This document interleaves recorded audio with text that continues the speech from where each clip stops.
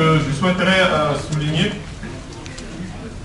c'est que tout le monde se plaît en Côte d'Ivoire et on pense que c'est normal que quelqu'un qui a une maîtrise et il fait 3 ans, 4 ans sans avoir du boulot, il dit bon c'est normal. Si vous sortez d'ici, vous trouvez quelqu'un qui a une maîtrise qui ne travaille pas, amenez-le moi. C'est pas normal. Et je suis là pour que nous soyons le changement que nous voulons voir dans le monde.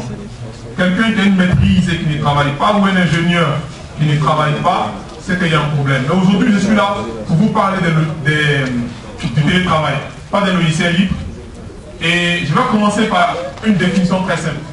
Le télétravail, c'est toute organisation de l'emploi rendue possible par les nouvelles technologies. Vous travaillez comme si vous étiez dans les bureaux de votre employeur, mais vous le faites depuis votre maison ou depuis un espace spécialisé. Donc, quand on parle de télétravail, beaucoup pensent au travail à domicile, mais le travail à domicile ne fait que 1% du télétravail. En réalité, quand on parle de télétravail, ce n'est pas le travail à domicile. Il y a plusieurs déclinaisons du télétravail. Vous avez le travail nomade, vous avez le coworking, vous avez le travail pendulaire, et tout ça, ce sont en fait des déclinaisons du télétravail. Mais ce sur quoi moi je souhaiterais insister, c'est qu'aujourd'hui, il faut qu'au niveau des jeunes, chacun essaie de comprendre qu'au-delà de la société, il y a une autre organisation du travail. Moi, ça fait environ 7 ans que je travaille en télétravail, je ne fais que ça. Et c'est très simple, c'est-à-dire vous travaillez depuis un espace spécialisé ou depuis votre maison quelques jours, ou depuis un centre de coworking, mais vous travaillez comme si vous étiez dans le bureau de votre emploi. Mais un élément important sur lequel moi je souhaiterais insister aujourd'hui, c'est que des jeunes diplômés en Côte d'Ivoire qui n'arrivent pas à avoir du boulot, il faut qu'ils essaient de se mettre ensemble pour essayer de mettre en place le travail collaboratif qui peut désormais aboutir sur une meilleure réalisation de télétravail. Ça me dit quoi? En 2011, on a créé une plateforme qu'on appelle la Freeworkers, qui est en fait une plateforme de promotion du téléemploi, de promotion du télétravail, mais aussi du team building. C'est-à-dire 2 ou 3 compétences se réunissent et décident de travailler sur un projet spécifique. Je suis devant vous pour en parler parce que je le pratique au quotidien. Un Ivoirien, un Sénégalais, une dame du Niger et un Béninois se sont mis ensemble pour travailler sur une plateforme unifiée de communication pour l'ambassade du Niger, pour toutes les ambassades du Niger dans le monde entier. Et ils l'ont fait en mutualisant leurs compétences. Ils l'ont fait en mutualisant aussi leur expérience.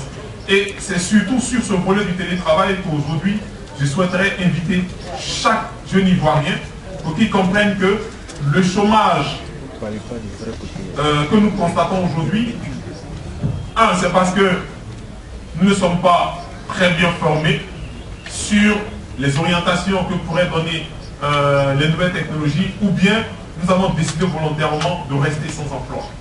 Et ça, c'est un élément moi, qui me fait particulièrement mal parce que l'Ivoirien a tendance à dire non, c'est comme ça, on se forme, mais il n'y a pas de boulot pour les jeunes. Et tout le monde se plaît à dire c'est comme ça. Le gars lui aussi, il a sa maîtrise dans sa poche et il dit c'est comme ça. Quels sont les emplois éligibles au télétravail? Si vous connaissez 2 jeunes filles qui ont eu un BTS en secrétariat et qui chôment, dites-leur que le monde a évolué. Et aujourd'hui, il y a ce qu'on appelle le télésécrétariat. Moi, j'ai une assistante à laquelle je travaille depuis plusieurs années, qui est à Bouaké. Moi, je suis à Abidjan, mais on travaille comme ça dans le même bureau. On utilise une plateforme de communication partagée. On a un agenda commun. Les mails, quand on envoie chacun une copie, mais on travaille exactement comme si on était dans le même bureau. Et elle est mon assistante depuis plusieurs années, et c'est comme ça qu'elle gère les dossiers. Ça veut dire quoi? On n'est pas obligé de s'asseoir dans un bureau avec un patron et dire qu'on est sa secrétaire ou qu'on est son assistant. Aujourd'hui, vous avez la possibilité, juste en vous mettant à 3, à 4, de monter une petite agence de secrétariat et vous travaillez pour plusieurs personnes. Vous avez des avocats qui ont besoin d'assistantes, vous avez des médecins, des dentistes qui n'ont pas obligatoirement besoin d'avoir une assistante dans leur cabinet, mais vous restez à distance et vous travaillez comme si vous étiez dans le locaux. Si vous êtes graphiste, vous pouvez le faire. Si vous êtes développeur, d'abord, tout ce qui est informatique, c'est encore plus facile de s'orienter dans le télétravail. Mais si vous faites du marketing, il y a aujourd'hui le télémarketing, vous restez chez vous et vous discutez avec des clients. Pourquoi on accepte que des sociétés quittent l'Europe, viennent s'installer ici, embaucher nos frères et sœurs pour faire de la téléprospection? Et du coup, tout le monde a assis, tout le monde a un diplôme et on s'est dit, bon, mon diplôme, c'est pas aller obligatoirement travailler dans une entreprise.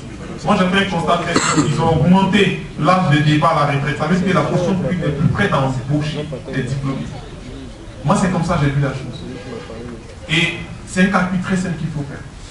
Donc, si vous attendez de finir votre diplôme et accepter d'être embauché dans une entreprise ou embauché par la fonction publique, c'est quelque chose qui n'est pas. Aujourd'hui, les nouvelles technologies vous permettent de faire tout. Je ne vais pas être très long, mais je vais essayer de faire très court. C'est un thème que je développe sur plusieurs jours. Et si ça vous intéresse, on peut se retrouver après pour en parler. Je ne fais que ça. En 2011, j'ai rencontré un professeur d'université, de l'université virtuelle africaine, qui m'a montré comment on pouvait rester à Abidjan et puis gérer 16 départements qui se trouvent dans des pays différents. Je l'ai fait sur plusieurs années, paix à son âme, le professeur Adrien Simon. On a monté ensemble un laboratoire qui était carrément en télétravail. Et aujourd'hui, je gère une plateforme qui est AfriWorkers, mais j'ai une société de prestations informatiques entièrement en télétravail. Je reste à Abidjan et j'ai des clients à Shanghai. Qui auraient imaginé, ils ne m'ont jamais vu, mais on développe des plateformes de e-commerce pour eux.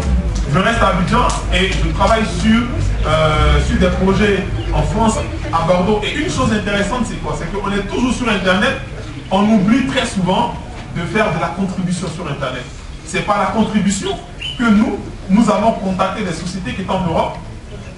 Ils ont demandé est-ce qu'il est possible, par exemple, qu'on leur sorte des explications sur un projet qu'ils voulaient développer. On le fait librement. Bon, ceux qui me connaissent savent que je suis à fond dans les logiciels libres. Donc on le fait librement pour eux. Mais à l'arrière, ils se rendent compte que ce travail qui est fait librement cache derrière une certaine compétence qu'eux pourraient utiliser.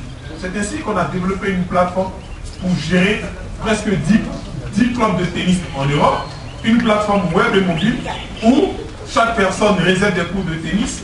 Et ce qui est intéressant, c'est qu'à l'arrière, ils ont développé un système de monnaie électronique pour gérer les cours de tennis. Et sur les monnaies électroniques, vous qui avez développé l'application, vous avez aussi des ristournes. Juste pour vous montrer comment est-ce que le télétravail peut vous sortir du chômage si vous le vivez et vous orienter vers un avenir meilleur. Je vous remercie.